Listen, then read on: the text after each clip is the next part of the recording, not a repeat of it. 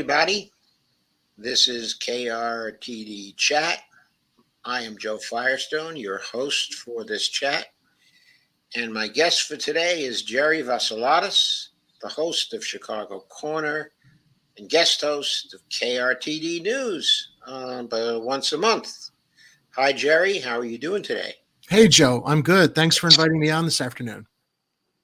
Well, it's a pleasure to have you, Jerry. Yeah.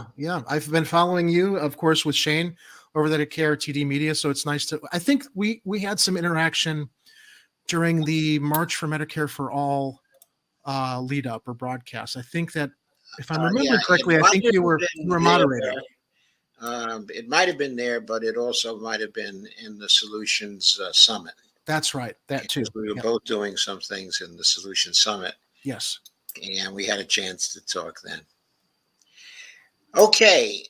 So what would you like to talk about? I guess this is a free conversation. We can just sort of exchange and decide on what we'd like to talk about today. You know, as I was driving home, I regularly tune in to Jimmy Dore, not live all the time. He puts packages up on his YouTube channel from live shows. And a conversation he had today on his show had to do with the vaccine mandate and the fact that, isn't it interesting that Joe Biden can demand not only federal employees, but private businesses implement this vaccine mandate, but with the stroke of a pen, he can't give everybody Medicare for all in the middle of a pandemic. You know he can. He just doesn't want to. Absolutely. He can under the Social Security Act, Section 1881A. Yeah. So when we're facing this public health crisis in which if there was ever a time people would probably think this kind of proves we need Medicare for all, he just doesn't want to do it because of how beholden he and the rest of the Democrats and the neoliberal cabal, as I like to call them, are beholden to their pharmaceutical donors, big insurance company donors. And one of the things that came up at the end of his show, I mean, talk about going onto a tangent, was, and I think, and I parse my Chicago Corner broadcasts with this all the time because I am so sick and tired of reading the news and bitching about things. How do we affect change? What do we do to make change? We vote. We get betrayed by those who claim they're progressives and then get in there and don't do anything. Absolutely. They just cave. They cave. They become part of the problem. They had a program on how they caved. Yeah. Well, Jimmy said, and I, I was kind of joking with Shane before the show when we were doing some chat. I think it was the other night, but I said, we vote, we get betrayed, we vote again, we get betrayed. What is the solution? Jimmy said at the end of his show, we need to make our elected officials afraid, non-violently, obviously. But when you look at what happened January 6th, which gave Congress the opportunity to shut down Washington, boost and bolster their police force so that nonviolent and peaceful protesters could go into Washington to hopefully try to, I don't know, instill some fear into our elected representatives nonviolently. I don't want to be a tinfoil hat conspiracy theorist, but as news has come out that a lot of those rioters January 6th were literally like aided and abetted by the police who just opened the gates so that they could swarm the gates in Congress. We actually saw that. Yeah, we did see it. Open up the gates. And what is the result of that?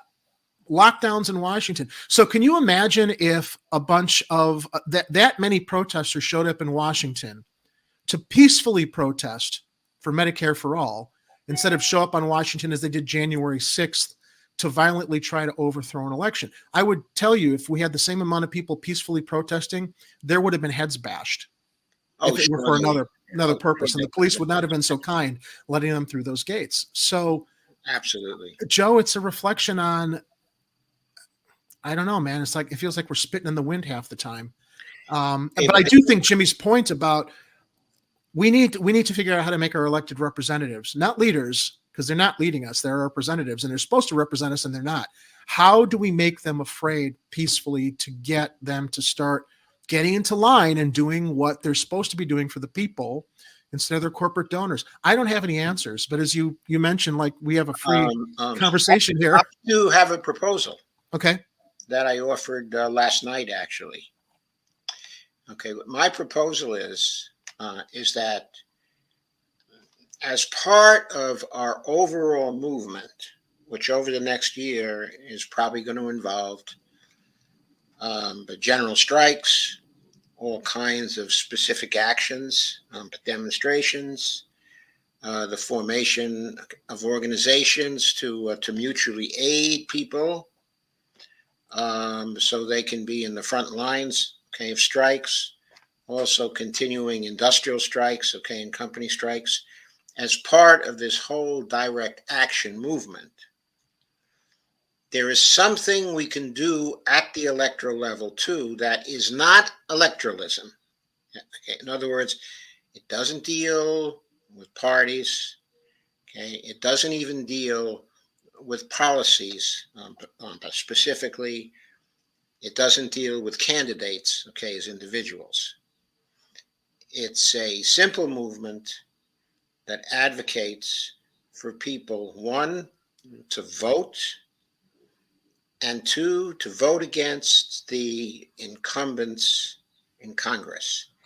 Every incumbent, no distinctions, clean house, in the House completely, clean 1/3 of the Senate out in 2022.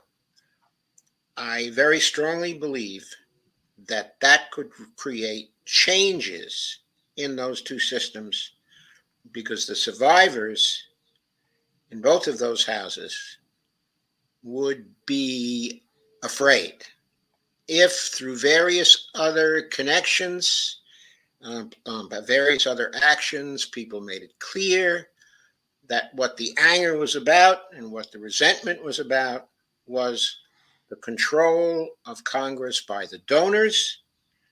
The message would be clearly received. If you're going to take money from the donors, if you're going to take money from the corporates, okay, if you're going to take money from the rich people, you will be defeated. You will be turned out, okay, of Congress. Now, the reason why that hasn't been effective before is because we haven't been able to demonstrate that we're going to do that. Yeah. But if in this movement we had this wholesale campaign to get all of them out, that would demonstrate to them that we're willing to do that, that we're willing to have a wholesale slaughter at the polls, unless they restructure the rules in Congress, they restructure their systems in Congress, so that rather than being responsive to donors, rather than having an oligarchy in Congress, they have a much more democratic system in Congress that lets the voice of the people through. So that's the idea. Well, I think that there was certainly some good things happening in some progress in October with the strikes. Right, we saw that there was more organized protests and more strikes that were effectively shutting down business. Absolutely. Our other problem is how much of the mainstream media was covering that. We all know about it through independent media because we're covering it, but I think your idea is a good one. But if you don't have the cooperation of mainstream media that's also now controlling the message by one or both parties, depending on which cable news channel, unfortunately, most people think they're getting honest information from. That's a big part of the problem too. I think people's eyes are open. I was talking about this. I forgot where I was co-hosting, but the concept, I'm no supporter of Trump. Obviously, people know that. And when he said last year he would always use that phrase "fake news," I'm like, come on, you're just saying that because you want to deflect and avert attention from the horrible person you are, the horrible policies you want to put into place. Absolutely. But boy, oh boy, has it become more apparent over this past year through the pandemic how much fake news there is. And yeah, I'm talking about Clinton News Network.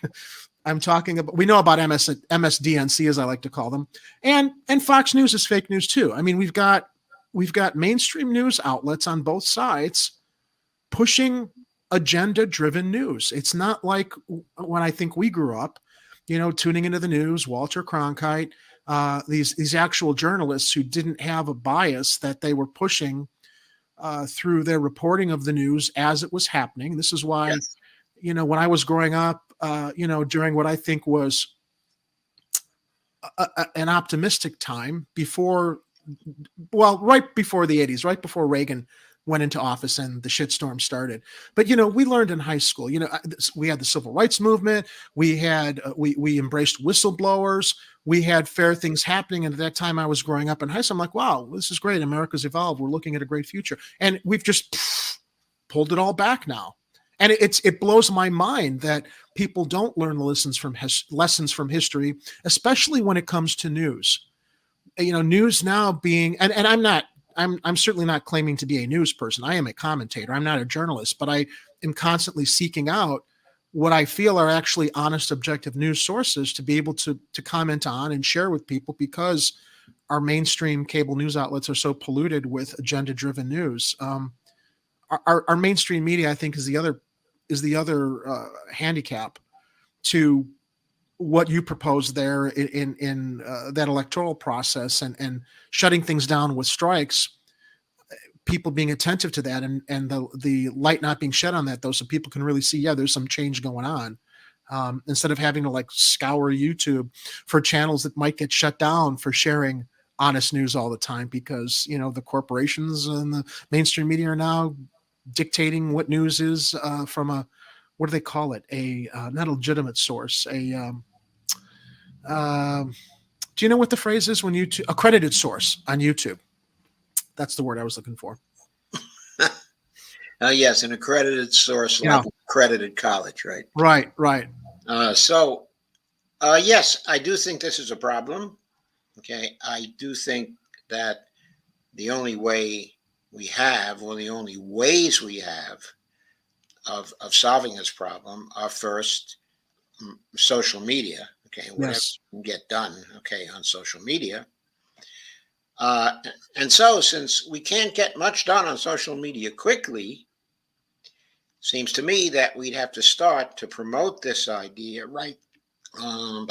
starting now, so that we could make use of the year we have, okay, until the election, because we want to actually deliver the shock to the system, okay, Yeah. in the election of 2022.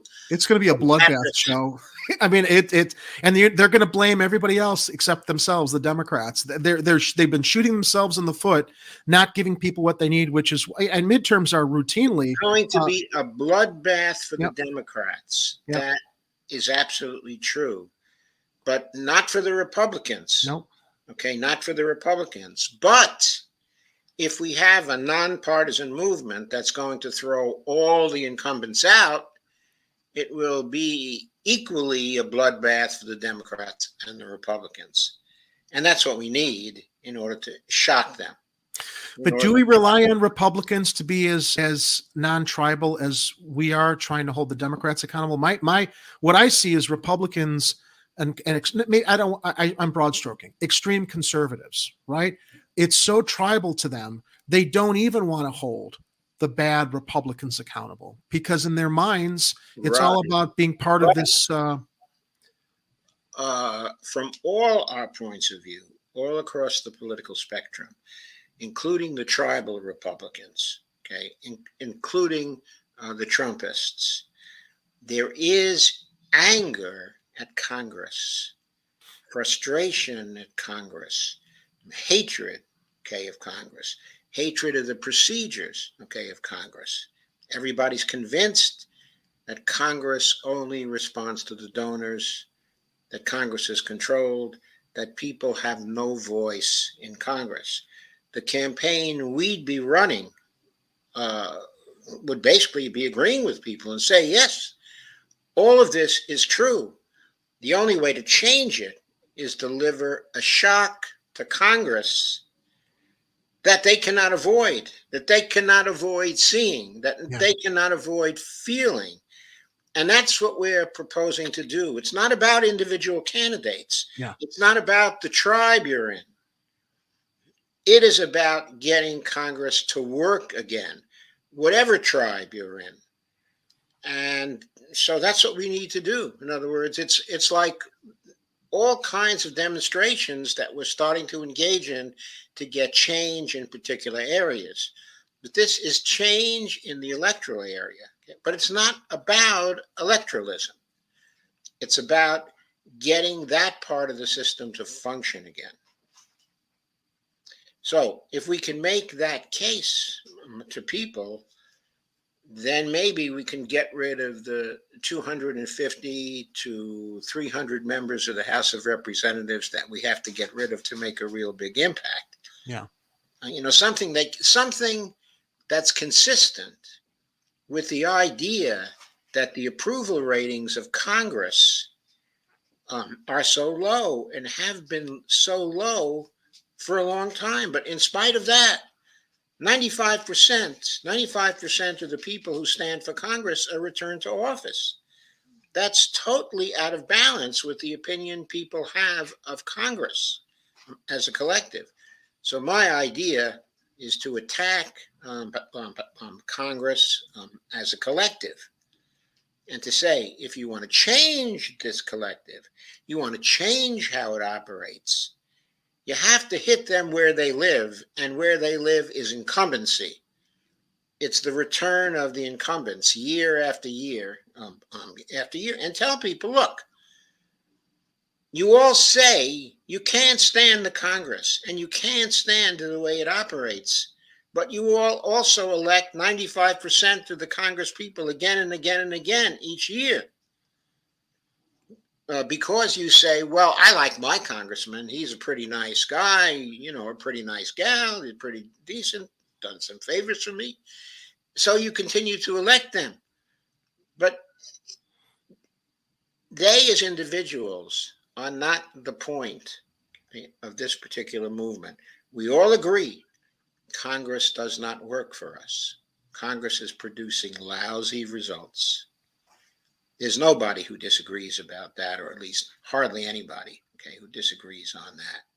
So the question is not what's going to happen to your congressman, but how can you change the collective? How can you force them to change their rules, to change their structures, to dismantle the basis of the committee system? Of course, not the committee system as a whole. You'll always need a committee system. But how it works, the idea that it's going to work by seniority, and that there are going to be exceptions to seniority controlled by the speaker. The kinds of rules. For example, you can't get bills to the floor in Congress. Why? Because the Speaker of the House, and the Majority Leader, the Senate, they control traffic. And then, of course, there's a filibuster up in the Senate also that controls things. What if you had a rule in Congress that said, for example, if someone gets 20 co-sponsors for a bill, they get a floor vote within 4 business days? How about that? How do you get that past the speaker, though, that rule in place? Are we relying on the candidates that we get in there? What we're relying on is the idea that after you've slaughtered 300 of them at the polls, they have to introduce some changes. So there are going to be ideas introduced about what changes do we need to make this body work. And somebody is going to introduce the idea, well, we've got to have lots more influence for the backbenchers. And why so? Because when new people are elected to Congress, they represent the change that people want to see. And so it's important to give the backbenchers more influence in Congress. How do we do that? Give them a chance to join together to get the floor votes they want and to get people on record concerning those particular floor votes. I don't know if you had a chance to see the broadcast I did with Shane the other night where we were talking about those election results. No, I didn't have a chance to see that. I'm all for your idea. I think it's a great idea. The problem is, as Shane brought up, when you're looking at how the election results broke down, the margin between the Democrat and the Republican. Yeah, there we go. Thank you, Shane. Look at how narrow that margin is, and look at how all these other parties with candidates that we would hope would break through that system can't. And why? Because they don't have the money to.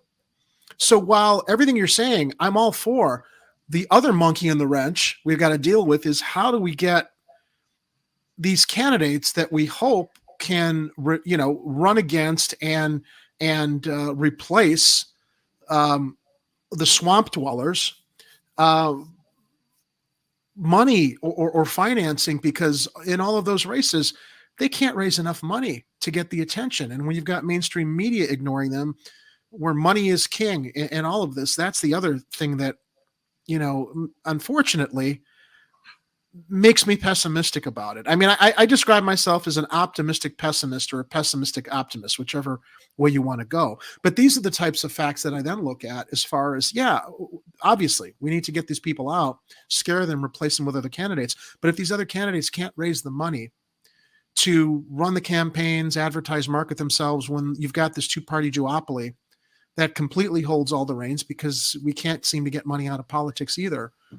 That's the other unfortunate, insurmountable hurdle that I'm like, okay, so you're right now, but how do we detour and get that component taken care of so that, we have an opportunity to discover these better candidates, or they have an opportunity to spread their message as populists.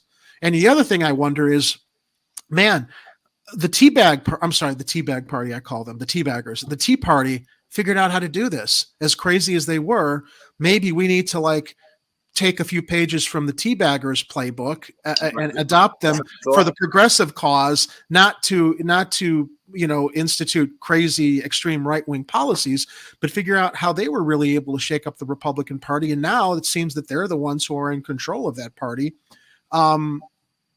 I think that there were some lessons to learn there that we should adopt, not to propose crazy policies, but to figure out how to change the hierarchy of power there. Right. So that's a line of discussion. Okay, that's very important. I'd like to get to it. Okay, in just a few minutes. But first, I want to try to answer your first question. Okay, take the New Jersey election. The very one that we were talking about. Yeah. Okay, it was a very close election, but if people were voting to throw the Republican out, it wouldn't have been a close election. It would have been between Jack Picciarelli and some of the other people who were running, like Mealy and Hoffman and Joanne Kuniansky. Mm-hmm. Okay. So there would be many people who, while they were willing to vote against Phil Murphy and kick him out, would not have the stomach to go to Chitterelli and would rather look around for a third choice. Right. And so they would be looking at the other choices who normally don't get any press and researching them, on YouTube, and their messages would be much more likely to get out. Of course, the mainstream would not let them out. But on social media, after it became apparent from polling that there were very many people intending to kick out Phil Murphy as governor, then interest would be developing in alternatives to Chitterelli. And that would bring the minor parties to the fore. It would be beneficial to the minor parties. I'm not saying they would have won against the Republican. Probably not in that case. In other words, probably there would have been a Republican governor as a result. But at the same time, maybe Madeline Hoffman would have gotten 25 or 30% of the vote or something like that. Or maybe the Libertarian would have gotten 25 or 30% of the vote. Or maybe they would have been some split of 25 to 30% of the vote. But finally, the ideas of these people would have gotten some purchase in the election. Yeah. If only someone like Bernie had broken ranks and gone and endorsed one of the other third-party candidates instead of the Democrat, as he did too. It's the other problem, is that when everybody is still looking at Sanders as a progressive, as a leader of this movement, and I don't anymore, and I'm horribly disappointed by him. And there he is, Yeah, me out too. there campaigning for Murphy. That's probably what kept Murphy in place, was people looking at Sanders and saying, oh, well, Murphy must kind of have some of the same policies and outlooks as Bernie does, since he's here campaigning and supporting him. So Yeah, you're probably right about that. It was probably Bernie who pushed him over. I mean, it was such a narrow margin. small margin, between the two of them, that it was probably Bernie, Yeah. who put him there. But you were also talking about the second, the general problem, which is how do you get people to actually look at some other new people, Right. who are coming into politics. Okay, there's another thing that we could introduce. I did not want to make the appeal of this movement too complicated. In other words, I like the idea of just having the slogan, kick the incumbents out, whoever they are, just kick them out, clean house. Okay, I like the simplicity of that. It doesn't require people to think too much. But one other thing that people could do, okay, is to take a look at, outside of kicking the incumbent out, take a look at all the other people running and see who has the most the contributions, see who has the most money. So the second rule would be, if they have the most money, you vote against them because they're the most bought. They have the most money, they're the most bought. I just came up with a slogan, Joe. Another simple rule. I just came up with a slogan. Clear the zoo in 22. Clear the zoo in 22. I love it. There we go. That is a marvelous slogan. My contribution. Let's run with it. Clear the zoo in 22. Clear the zoo in 22. So how do we get this idea spread around? I guess the same way we get everything spread around. We tweet about it. We converse about it. We do shows about it. Yeah. And we gather people around. And if we're successful, people will self-organize around this and we'll start to have a movement going. And then maybe we can get the regular people involved, not just ourselves. Yeah. Because we are not at all the regular people. No, that's for sure. Okay, but really, we got to do something radical because, but the way things are going, it's likely the Democrats are going to be shellacked in 2022.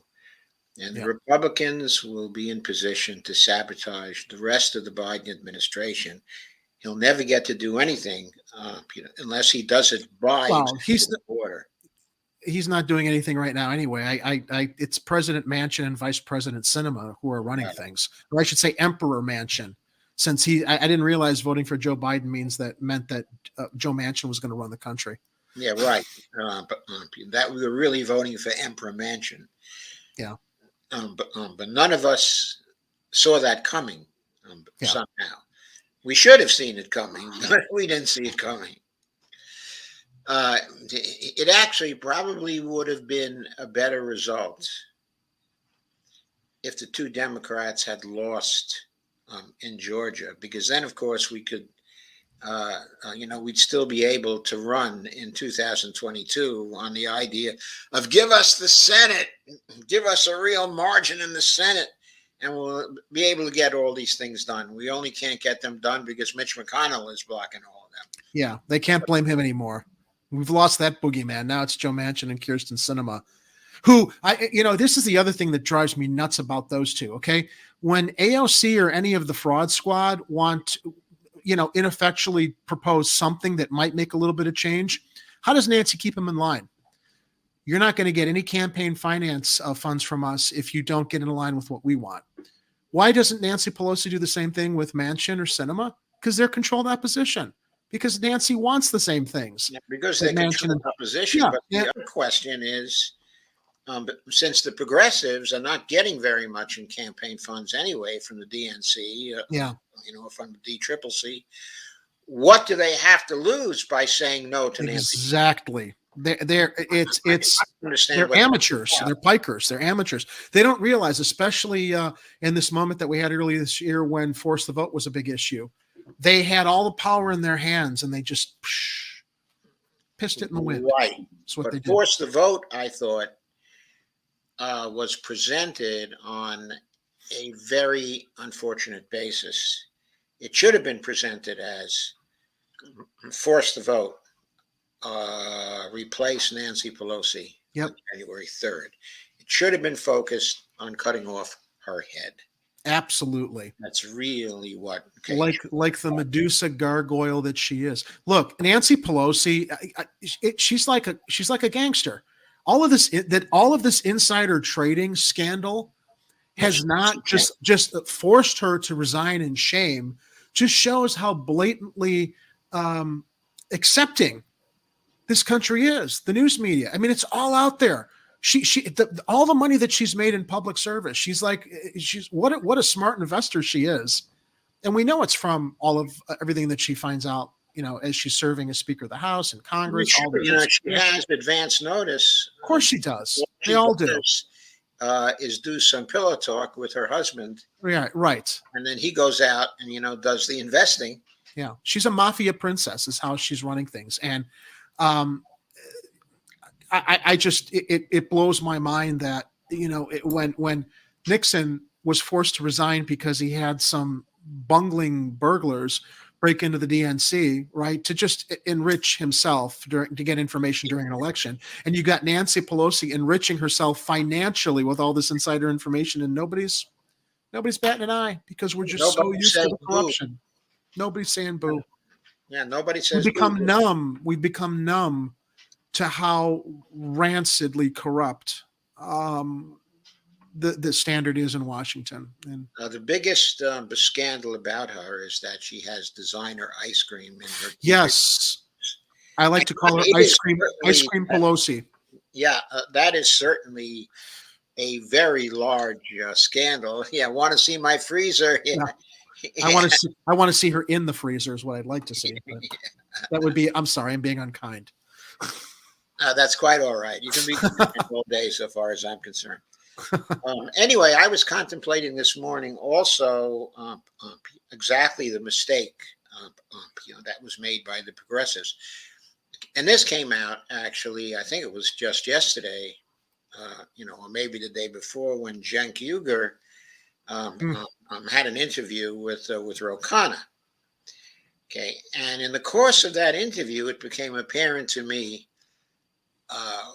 why this whole thing went south. And that is because Ro Khanna and Jayapal and some of the other progressives thought that when Biden was elected president, that their job was to work with Biden to get things for their constituents.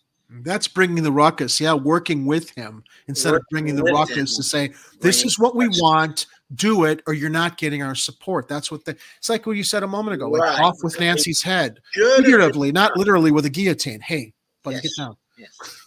What they should have done was to have conceptualized it. We have to work against Biden to get things for our constituents. Yeah. Not with Biden. They simply misconceived the whole thing. Why did they do that? They're too polite, Joe. I think that, look, there is a place for diplomacy and politeness in the discourse, but at a certain point, when the other side is constantly poking you in the eye and they're not listening to you, the time for politeness and diplomacy is done. You have to. It's again going back to what Jimmy Dore says. I mean, I love poking you in the eye. Yeah, and then spitting at it as well. Yes, you have to respond by kicking them in the balls. In the ass. Yeah, thank you. I was about to say the ass. I'm glad that you went with the front. Hard. Yes, of course. That was a genderist comment. I don't want to be. Oh, you're forgiven. That's okay. Genderist comments. Yeah. So I'm pleased to kick some of them in the ass and some of Right. them in the balls. Okay. That's true, because Nancy's going to need it in the rear Yeah. or in the face or in the teeth. I don't know. I just have I can't. When I talk about this stuff with, oh, you need to be more respectful. There are elected representatives. No, I don't have to be more respect. They don't respect us. That Nancy Pelosi was up there after that January 6th uprising talking about the sacred hallowed halls and how, it was all up. That's when they were afraid. Isn't it interesting? Congress was afraid at that moment, but they didn't realize that fear should have translated into actually listening to the electorate, And as doing opposed to we need to something. protect ourselves. And yeah, it was all about them, as it always is. It's always about them. And she really considers herself, it's like a royal Congress. Yeah. Yeah, well, it's no wonder she considers herself a queen, because she's been the leader since, is it 2003 or 2004? I think A it was reign of corruption. Yeah, I think it was when Gebhardt resigned to run for the presidency in 2004. Isn't that when she took over, or did I she believe take so. over even before that? I'm not But sure she on the took dates. over from Gebhardt, I know, because he was the leader for the Democrats in the House, but before that, and she was his second. And so when he left, then she took over. I have to look up exactly when he left. But that's a very long time. It's maybe 18 or 19 years for a party to have the same leader. That may be the longest period that anyone has been the leader of a major party in the House of Representatives in the history of the United States. So it's kind of no wonder that she thinks of herself as a queen. Well, I want to share something with you that tells you everything you need to know about Nancy Pelosi's politics and her ideology. When President Reagan was president, it anchored itself in the words of Ronald Reagan. And I always like quoting Ronald Reagan. Ronald Reagan, George Herbert Walker Bush. Just remember what President Reagan said. Ronald Reagan. Ronald Reagan. But in the case of Ronald Reagan, every president we've had, Ronald Reagan was great. And President Ronald Reagan, he said it so beautifully. President Reagan was absolutely great. Beautiful speech by Ronald Reagan, which I reference all the time. Your applaud for Ronald Reagan. It might surprise you to know that the president I quoted the most on the campaign trail, who would you think? Ronald Reagan. Well, I can change that in a hurry. Yeah, that's all we needed to know, huh? Why didn't she just run as a Republican? I mean, clearly, Joe, Republican ideals, Republican mindset. Of course, I also like to say that the Democrats have become the Republicans in this country, and the Republicans have become the batshit crazy party. There is no serious hard left anymore. So when the Democratic Party has been co-opted by the neoliberals that are espousing all of the pro-business, pro-corporate, pro-Wall Street policies, I couldn't say it better than Nancy said it herself in that clip. Yeah, right. But I also think that it's not simply the batshit crazy party; it's the fascist party. Yes. We got to be honest about it. Yeah. Good morning. Sunday morning. God.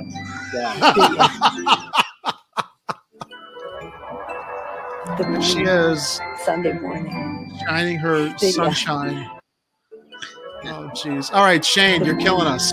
Sunday morning. We got it. No, that was pretty cool, Shane. Now, that was really a good thing to see. Yeah, I mean, I stumbled upon, it's all in humor, but truth, the reason humor works is because it comes from truth. And that clip of her just espousing Reagan throughout the years, it's like, all right, it's very clear. She doesn't care about the people she's representing. She cares about the types of policies that Reagan ushered in, neoliberal philosophies in running the government and serving the donor class and deregulating unions or deregulating industries and busting unions, and it's a downward spiral from Reagan. Yeah, Margaret Thatcher. Yeah, and then Clinton. Let's not forget to blame Clinton, who Yeah, embraced but it too. Also, some of these policies got started though under Jimmy Carter. Even Oh, I didn't know that. Wow, that's disappointing. the fiscal responsibility notions Okay.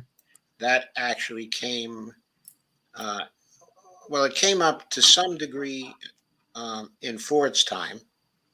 Okay, an issue, but the electoral race of 1976, in part, was about fiscal responsibility, and Carter's claims that he was much stronger from the fiscal responsibility point of view than Ford was. And when he got into office, he tried his best to get a balanced budget. He really did.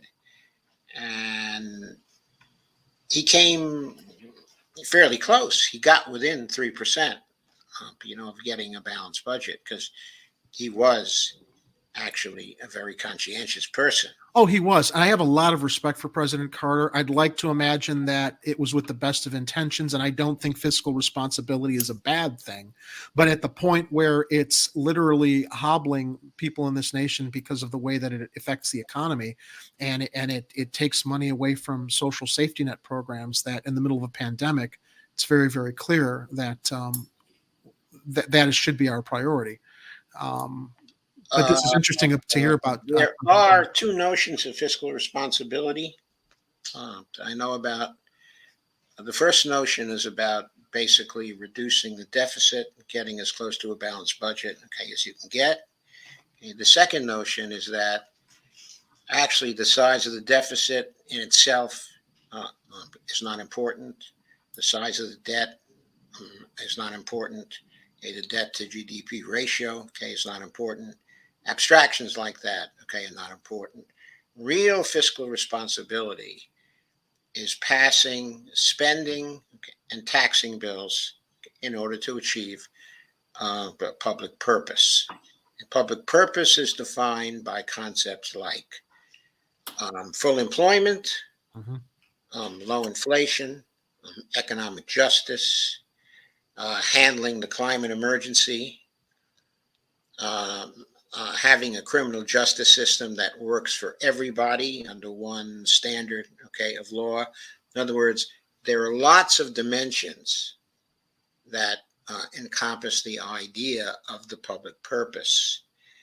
And spending and taxing, in other words, fiscal actions, by the federal government, have to be measured in terms of their impact, on those particular dimensions.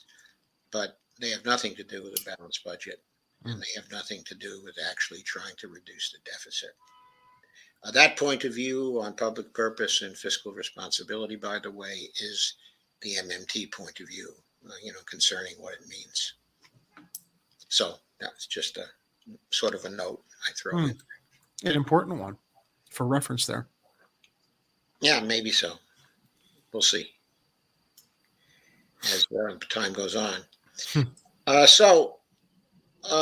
What kinds of plans do you have for Chicago Corner, at this point?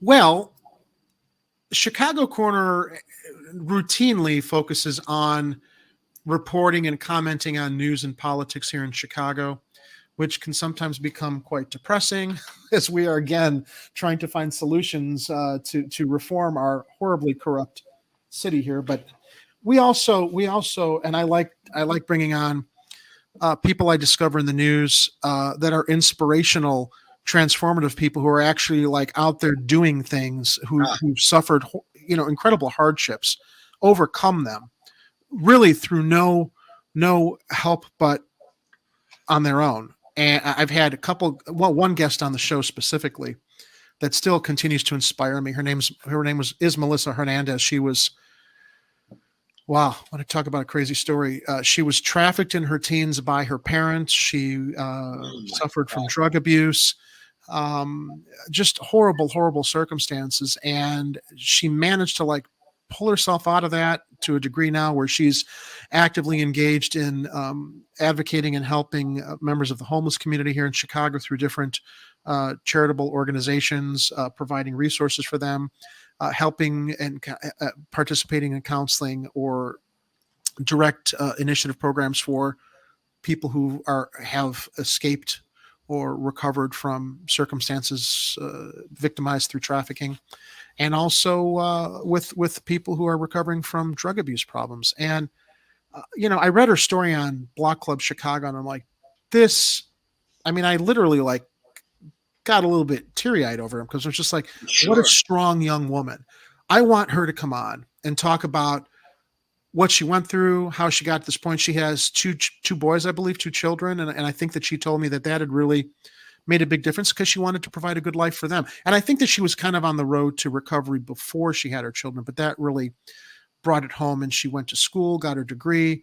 I'd like to discover and find more people like that in the Chicagoland area to bring on the show. I read a story of another gentleman the other night who was, I haven't had him on as a guest, but who was incarcerated. He was a drug dealer. His father had passed away. His mother had passed away. He'd done time. He got out. Somehow he managed to put the funds together to open his own business. And he's hiring former incarcerated workers because it's so hard for them to get jobs because no one wants to give him a second chance. This wasn't a bad guy. Yeah, he made some bad choices, but he fell into desperate circumstances and recognized those mistakes. And now, based on what he went through, he's trying to make a difference and give opportunities to people that he didn't have, that he had to make for himself. So I'm hoping I can find more people through the news here in Chicago to bring on the show and interview or share their stories. We also like to focus on arts and cultural events here in Chicago every now and then. I try to close each show with an inspirational story after we, travel through the muck of the regular insane, crazy stories here in Chicago. We have the Fraternal Order of Police president who is a menace to the city, who's engaged in a power battle with Mayor Lightfoot. You'd think he was the police superintendent, but he's really just the union, Fraternal Order of Police president. He's announced that he's going to run for mayor because he doesn't think the city has our police officers' backs. Then we've got former disgraced Governor Rod Blagojevich, who's come out and said that he thinks he could run for mayor. So as we joke about here in Chicago, first two candidates in the mayoral clown car for during the next election have checked in. I'm not a fan of Mayor Lightfoot's. I think I voted for her the first time, and I think she's made horrible mistakes. And she's another one who very thin-skinned, very ego-driven, says one thing, does another. But she was the best of the batch we had in the last mayoral clown car. And one of the other things that we're hoping to do is vet progressive candidates for city council and whatever hopeful progressive candidates emerge to run against Lightfoot, that we can vet on the show, ask them questions like, we've had a couple candidates go, oh, I'm progressive, and they show up at events and, they talk the talk, but are they going to walk the walk? So I'm hoping next election cycle, we'd like to build some of our connections and invite people on the show and provide a platform for them and see what they're really about. So hopefully we can do exactly what you proposed earlier on the national stage with Congress. We want to be able to replace some of the corrupt bad actors in our city council and hopefully see if we can find someone of substance to run against and replace Mayor Lightfoot. It actually walks the walk as well as talks the talk. Yeah, I did not mean to limit the movement I suggested earlier just to congressional people, of course. Oh, I never took it that way. No, it's something we have to do locally as well as nationally, of course. Yeah, we were talking about that actually on my show last night. There are so many people that need to be replaced because they're working on donor money at the state level, okay, and local level too. It's a particularly sad situation, okay, in Washington State, where the chairperson of the healthcare committee, I'm not sure, the formal name, the committee. But she's been blocking floor votes for the single payer bill in Washington now for some years. And she's really someone who needs to be kicked out. She's basically the Nancy Pelosi, of the state of Washington. We now have 4 aldermen here in Chicago who are under federal investigation. Patrick Daley Thompson, Ed Burke, Jim Gardner, and one of our female alderpersons, and her name's escaping me right now. But they have no shame, Joe. But you'd think that, why don't you just step down and resign, and so that someone can come in and do the business that needs to be done, instead of drag these scandals around because they just feel that they are entitled to their positions as ward bosses, as machine henchmen, as I think that they are. And it's just shameless here. What we see with again, it's like what we were talking about with Nancy Pelosi. It's out in the light of day, the corruption, and we're just numb and we accept it. I think that that's also, clearly what we see here in Chicago with some of these aldermen who, and it took a federal investigation to get Mike Madigan, who was the Senate leader downstate, big Democratic machine power player. People believe that he was the one who was running the state of Illinois, not necessarily the governor. Right. And it took an investigation, and he finally stepped down. Of course, he installed, people that were loyal to him to continue the wheels of the Democratic machine here in the state of Illinois. But it seems that it even federal investigations pointed at Madigan, got him to step down, but they're not even enough to get some of these aldermen to just get lost, because they're clinging to those reins of power and how it can enrich them to the death. The corruption in Chicago is a very old story. I mean, I remember the corruption in Chicago from the 1960s. Yep. Okay, of course, and the 1950s, of course, affecting the 1960 election. But all the dead people who voted for Kennedy, in that election. Yeah. I mean, I was, of course. I remember that story. Yeah, you remember that story, yeah. Yeah, true. That is a true story. Do you know why Christopher Nolan shot all of his Batman movies in Chicago? Because Chicago is as corrupt as Gotham City. It's too bad we don't have a winged vigilante cleaning house here. Anyway, corruption. Yeah, it's just it's like out of like a bad comic book story, how out in the open it is, and how people just are not held accountable in public service like that. Was Chicago actually the model for Gotham City, or was New York the model? Well, let's go off into one of my favorite topics, Batman. I think that when that comic book was created, I believe it was kind of inspired by New Jersey and New York, but as the years went on, somehow Chicago kind of became more of a, I guess, maybe political template based on all the corruption and crime here. People can argue, it's any city in the U.S. that's got crime and corruption. But I do think that the crime and corruption here really reflects what you read in fiction in a way that truth is stranger than fiction, and the fact that we're actually seeing it, but nothing's being done about it. Yeah, that's really, to think that it started out with New York as the model. Yeah. Then began to shift over the years. Yeah. And Chicago, is being taken as a model. That is really, really interesting. To quote Obi-Wan Kenobi from Star Wars, "You'll never find a more wretched hive of scum and villainy." That was in Star Wars, but I think we could apply that to Chicago too. Have you got any shifting maybe to the West Coast now, to Los Angeles or to San Francisco? I'm sorry. Have any shifting? I misunderstood what you asked. In other words, shifting as the model for Gotham City. Oh no, Los Angeles has got its own. Yeah, Los Angeles. Yeah, San Francisco. Los Angeles has become a parody of what it was represented as in bad 80s and 90s action movies. Yeah. With your extreme, politically correct representatives and leaders claiming that, virtue signaling, they're doing things for the people, when it's just a lot of talk. When you look at the homeless population and the problem there in Los Angeles, Yes. and you've got all the liberals who are, all about helping people, yet they're passing laws which are literally criminalizing homelessness in Los Angeles. It's just, again, that's just, to me, unacceptable and obscene. And they're completely tone deaf to what I think we all hoped and imagined that, true liberalism and progressivism was about.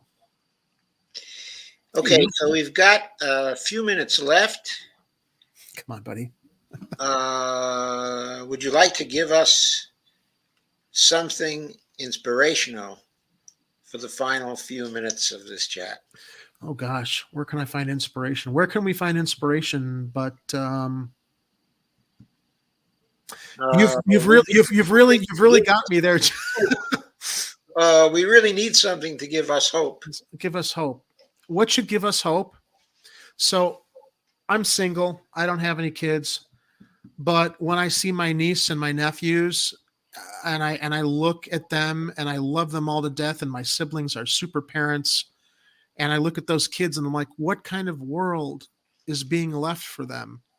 That's what inspires me to come on YouTube and carry on and scream from the rooftops. We got to change this stuff, because we owe our younger generations a better world, even if we've screwed it up so badly. That we shouldn't be leaving this mess to younger people. And I think that I don't know if that's necessarily inspiration or hope, but I find inspiration and hope also in seeing what younger people, especially millennials, are doing and getting involved, being more awake and more aware of what the world is like, because we have the internet that was a game changer, where people can finally get objective information, as opposed to just being spoon-fed whatever corporate agenda is pumped through our mainstream news outlets. So I find inspiration in younger people. And as an older person, I feel that it's our duty to try to fight to leave a better world for them, and not leave them with a mess to clean up. It's abhorrent.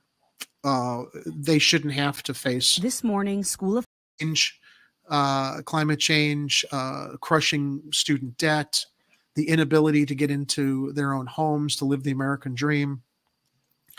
I think that that's a big reason. That's a big thing that inspires me to be involved in this conversation on YouTube, reporting on the news and talking about this stuff. I feel exactly the same way. We have children, 2 children, and 2 grandchildren as well. And when I think of them, of course, that's why I fight, and that's why I keep on fighting. We owe them better. We do owe them better, because we certainly have screwed this up. And when I talk to members of the boomer generation, I don't want a broad stroke, but, well, these kids today, we had to work hard and we had to suffer. No, you didn't. Bullshit. You had affordable education. You were able to get into a home. You had a middle-class lifestyle. People are so living in bubbles that they don't realize, because they don't have the experience, or because they don't. Look, everybody has suffered some things throughout their life, but to the degree where they dismiss the problems that younger people have today because they dealt with their problems. So that means that because you had problems, you want to see other people have problems? That's sociopathic. Wouldn't you want to, if you had problems, wouldn't you want to say, God damn it, I don't want other people to go through this. We should fix things. And it shouldn't be this hard. The thing about that is that they should have known that we were going to have the climate problem. Yep. In the late 60s and early 70s. The work had been done. There were big books that were published and that were read by millions of people. We had all this time to respond. When Carter put the solar panels on top of the White House, Reagan came in and tore them down as kind of a fuck you to Carter and a rah-rah for fossil fuel industries. Right. That was something we did not say about Jimmy Carter. He might have started some of the neoliberal BS, but he also started, in a certain way, the Green New Deal. Some of the things that could have become the Green New Deal Yes. had he had another term. Well, what really makes me crazy too, Joe, is whoever these CEOs, these owners of these fossil fuel companies are, right? They've all got children. They've And all got grandchildren, and they don't give a shit. What kind of work? You know, we know all this stuff that you just said. We've known it since the 60s and the 70s. These people who run these fossil fuel companies that are screwing up our climate. Hey, man, it's not going to be my problem. I'm just going to sit here, get rich as much as I can. I'll leave my money to my kids, and maybe that'll make a difference for them. No, not when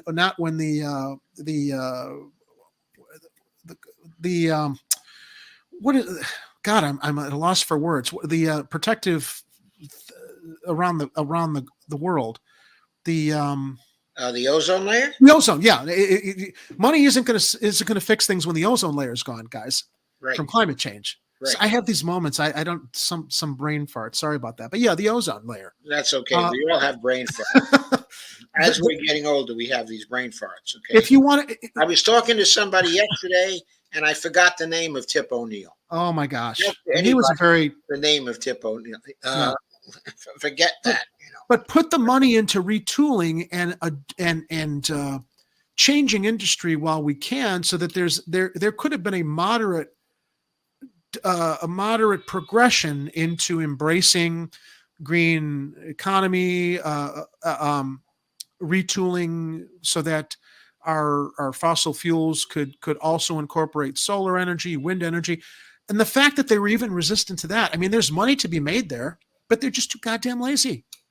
They're too lazy and fat on their asses. Just like, it's not going to be our problem. We'll just make our money now. And again, leave money to our heirs, and that should be enough. No, not when the world's going to be burning and it's going to be too hot for people to live comfortably, or you won't have an environment that's properly sustain our agriculture.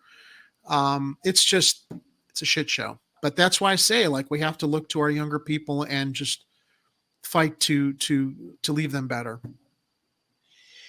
Okay, so I think we've kind of come to the end. Okay, at this point.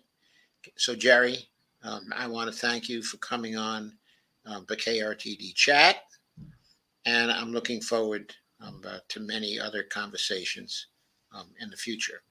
My pleasure. Thank you for having me on. I enjoy these conversations where we can learn more and share more. And so do I. Okay, so thank you, Jerry. You're welcome. Thank you.